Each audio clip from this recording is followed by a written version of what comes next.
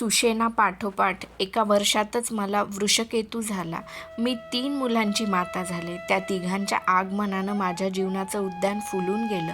वृषसेन, सुषेण आणि वृषकेतू ही त्या उद्यानातील 3 सुवर्ण कमळच होती. माझ्याशी कुठंच कमी पडायचं नाही म्हणूनच की काय सुप्रियेनंही आणखी 2 सुंदर पुत्रांना जन्म दिला. त्यांची नावे प्रसेन आणि भानुसेन अशी ठेवण्यात आली.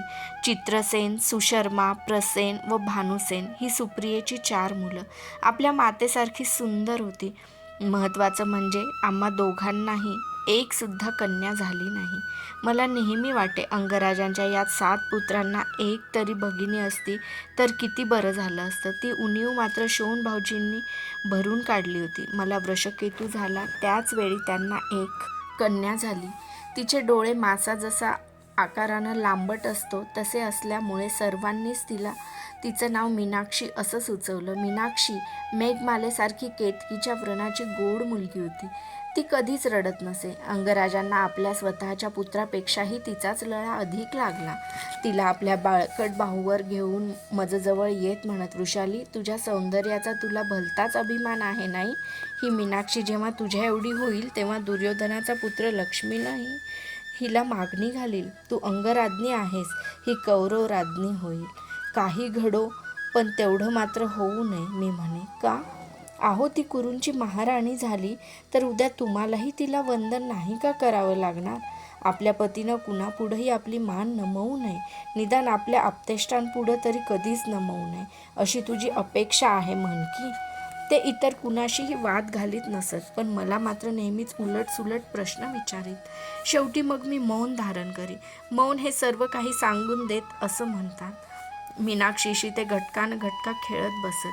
त्यांना तिच्याशी खेळताना पाहून जीवनातला 1.5 तपाचा काल कसा आणि कुठे निघून गेला याचा वेध घेण्याचा मी प्रयत्न करी, पण हाती काहीच येत नसे. या दीर्घ कालात मी हस्तिनापुरात होते की स्वर्गात असाच मला संभ्रम झाला होता.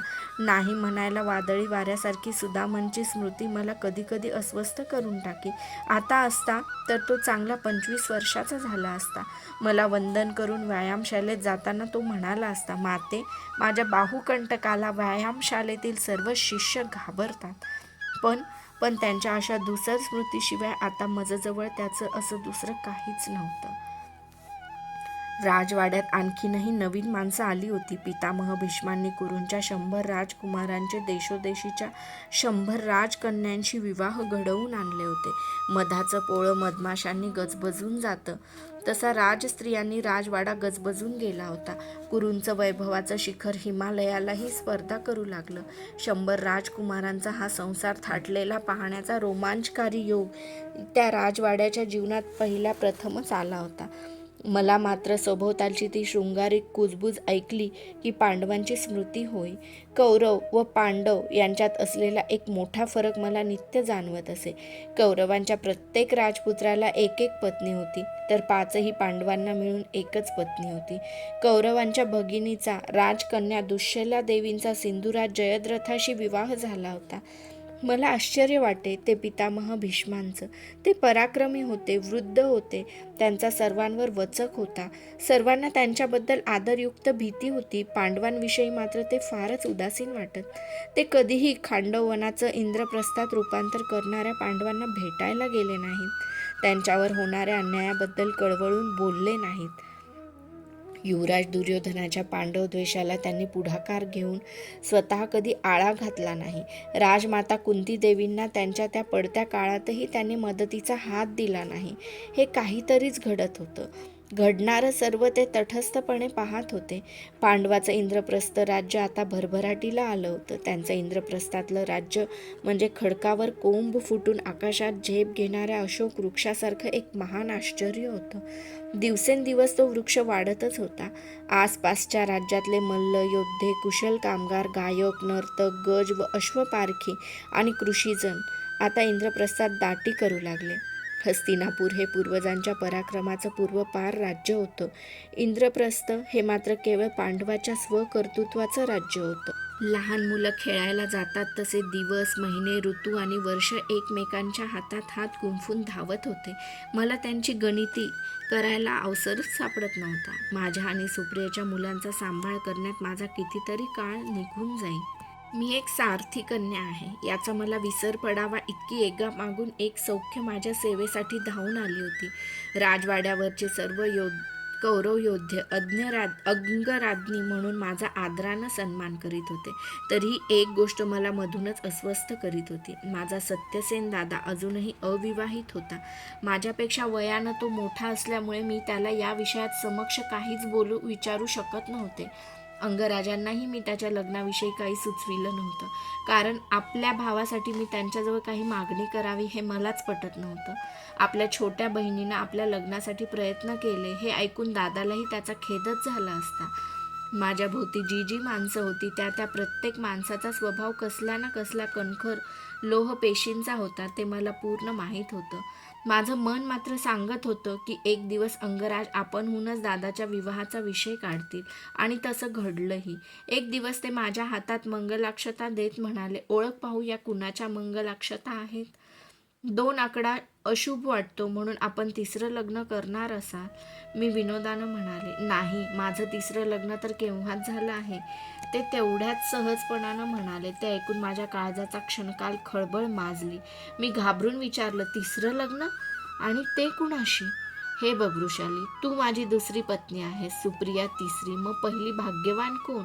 माझा ऊर धडधडू लागला. धनुर्विद्या, ते खळखळून हसत म्हणाले. नंतर माझ्या हातातील अक्षतांकडे अंगुली करीत ते म्हणाले, त्या अक्षता माझ्यासाठी नाहीत, त्या तुझ्या सत्यसेन दादासाठी आहेत. वृषाली, शोनाच्या विवाहासाठी अहोरात्र मला सतावणारी तू आपल्या भावाच्या विवाहाबद्दल कधी चुकून सुद्धा कसं काय बोलली नाहीस ते? कारण मी अंगराज्ञी तर आहेच, तशी एक मानी भावाची मानिनी भगिनी पण आहे. माझ्याजवळ येऊन माझा हात हातात घेऊन ते म्हणाले, वृषाली, सुप्रिया तुझ्यापेक्षा देखणी आहे, पण तुझ्यासारखं समर्पक बोलणं तिला कधीच जमत नाही. कुठं शिकलीस ग हे? आपण धनुर्वेद कुणाकडून शिकलात? माझ्या गुरूंकडून. नाव काय त्यांचं? नाव नाही सांगता येणार. मग मलाही माझ्या गुरूंचं नाव नाही सांगता येणार. बघ, परत तुला तुझी समर्पक उत्तरं सुरू झाली. मी हातातील अक्षतांकडे पाहत गप्प बसले. त्या प्रत्येक अक्षतेवर मला मुंडावळ बांधलेला सत्यसेन दादा दिसत होता.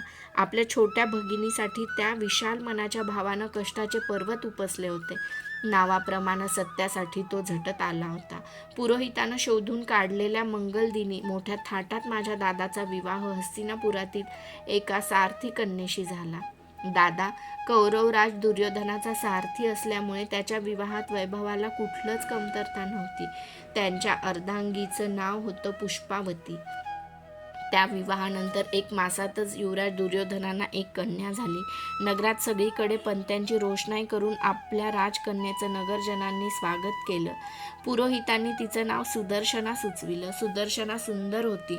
राजवाड्यावर राजकुमार लक्ष्मण, राजकन्या सुदर्शना, माझे आणि सुप्रियेचे पुत्र मीनाक्षी असे कितीतरी बालजीव उद्यानात फुलझाडाप्रमाणे आनंदात वाढू लागले. त्यांच्या बाललीलांनी राजवाडाही अपुरा पडू लागला. स्वर्गातले देवगण हस्तिनापूरचा हेवा तर करणार नाहीत ना, अशी शंका माझ्या मनात कधी